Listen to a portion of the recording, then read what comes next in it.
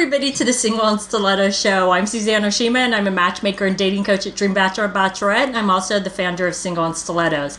Today we have on our show Des O'Connor, and he's a relationship coach and success mentor, and he's based in lovely London. So I'm so excited to have him here today, because today we're talking about successful career but struggling in love, because I hear this all the time, that women are so successful in their career and they can't understand why they don't have the same success in their love life. But before we jump into it, Des, I would love for you to tell our audience a little bit about you. Oh, hi there, everybody. I'm Des O'Connor. I'm a relationship success mentor over here in London, and I mainly focus on working with single professional women and show them simple proven tips on how they can find and attract the right man into their life very quickly. And I have loads of marriages, engagements, and loads of relationships to prove that. So that's simply what I do. And that's pretty direct too. You get results for your clients, right? That's right. The ones that want to take action, yes. Great. And well, that is true. So I want to ask you, why do you think successful women really have a hard time finding love? Because I hear this a lot. I live in New York, and I hear this all the time. One of the key things with that is what I've learned with coaching is what you focus on is what you become. So for that, I mean, if usually these types of women that are career driven, their 100% focus is on their career, right? Nothing else.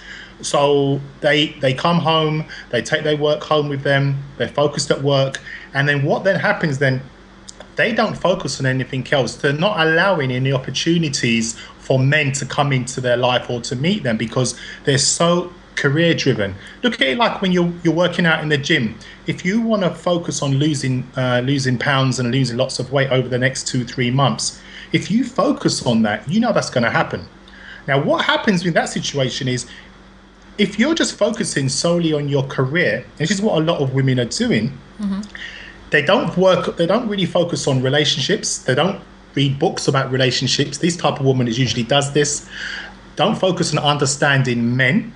Don't focus on understanding men's needs. So what then happens then, when it comes to a relationship, they don't last that long. They don't really get to learn about relationships and men, and also, most importantly, themselves, because if that's what their main focus is, that's what they're going to be attracting in their life on a continuous basis. So career hard, strong, driven women, if they're not looking at other areas of their life to work on in relation to relationships, it's all right. They're going to be making lots of money and having the career, but they need to strike that balance. That's why some women that are not as attractive as them, don't earn as much money as them, have a husband, because they've striked the balance, because their focus is not only on their career. They want to be settled, they want to be married, and they want to have the family. Right. And you bring up a really good point, and I'm glad you brought up the money issue, because usually with a successful career comes that she makes a lot of money, right? Yeah. Now, here's the thing, is that I see a lot of career women make this mistake, and they tend to think that a man really cares about, number one, what she does for a living, and number two, how much money she makes. And see, exactly, Des's reaction is the exact same reaction I get from all my male clients. And it's not to say that a man doesn't want you to have a job or make money, right, Des? It's that they just want you to be passionate and be happy with what you're doing, and whatever level of income you're making, that you're just doing what you want to do, and that it's not about the amount of money that you make, right?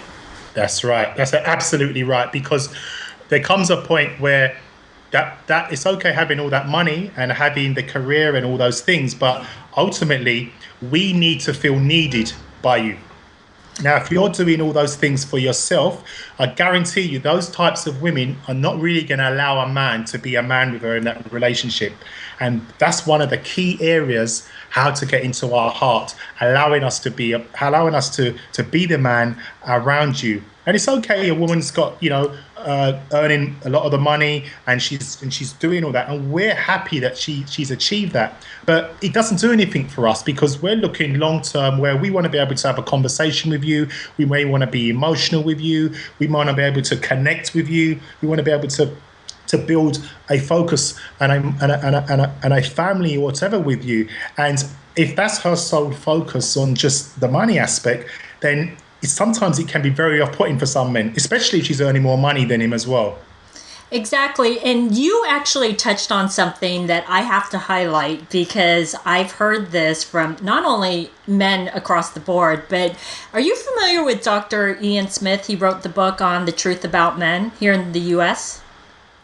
I think so. Yeah, it rings a bell, actually. Yeah. Yeah, he actually spoke at one of my events, and one of the key things, and the reason why I asked him to speak at my event is because I saw him on an interview on one of the news stations here, and one of the things that he said that I was like, oh my God, I have to interview this guy, is he said that men want to feel needed and women want to feel wanted. And if you remember that, that's a key thing that will help you in relationships. And you touched upon that because you just said men want to feel needed. And I want women to really get this point across because I hear all the time from successful career women is that, oh, I make a living, I make plenty of money, I can do it, I can do this, and I don't need a man. And men hate that because then they're like, okay, you don't need a man, guess that you're sending that out to the universe. So he's not what is he around for? That's right. It's exactly what role can I play in this relationship to feel like a man? We like to protect women. We like to provide for you. That's how it's always been. And if we meet women, no matter how attractive she looks or how much money she's got in the bank, if we feel that we can't contribute towards that relationship and her life and feel that we can add value to her life like that, we're lost. That's why some women meet men and they go out on dates a few months and he doesn't call her again. It's one of the reasons. Right.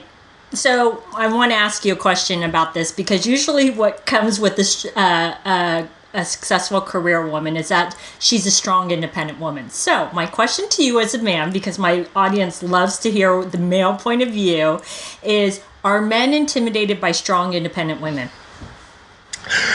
That question gets asked a lot, and what I tend to find is the women that say that this is a myth that's been made up by women. Men don't say this. This is a myth that's been made up by women, and it's usually the women that are dating and attracting the men that are lower than them in that level. So what then happens then is these types of women that say this, they have a string of men that they've dated that were intimidated by them. So therefore, that's their belief system because they can't measure it up against anything else. But I guarantee you, if those women started to date men that were on their level or higher, they wouldn't be complaining about that whatsoever. But with my experiences, when I ask these women, when women say to me, oh, I can't meet a man that's on my level, I'm too independent and I can't attract the right men and they're not on my level, what then happens is I ask them, well, what did he do? Can you define that? Well, I was more intelligent than him. I was earning more money than him. I was more independent than him. So why, if you met him in the beginning and you knew he was like that, why did you continue that relationship with him? Why didn't you find a man that was on your level? And you bring up a great point, is when you start to realize things aren't right, it's time to move on because you're wasting time dating the wrong man.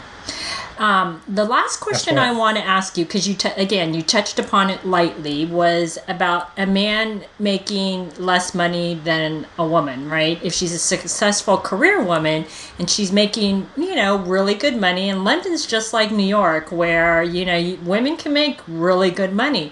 So what if she's making so much money that it really is impossible for a guy to make more money than her and he earns less? Should a woman stop looking? Because I hear all the time women want to date a man that makes more than her. Should she stop looking for a man that makes more than her? Or, what should she do? The number one question she needs to ask herself is why is she in that relationship? What is she looking for in a relationship? And what's most important to her in that relationship? Why does she want a relationship?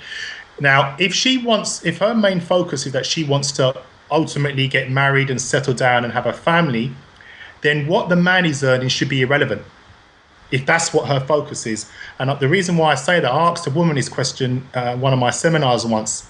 And she says to me, "Oh, well, I want a man that's earning more money than me." And I said, "Why is that so important to you?" Because I'm always asking coaching questions. And she said, "Because all the men I've dated prior to me, I was doubling what they were earning." So she's chosen the wrong men that weren't earning as much as her, and now she's made that the forefront of her choosing strategy. But what ultimately I said to her, "But what is your ultimate goal?" And she says to have a family and settle down. So it wasn't about the money. So take the money out of the equation.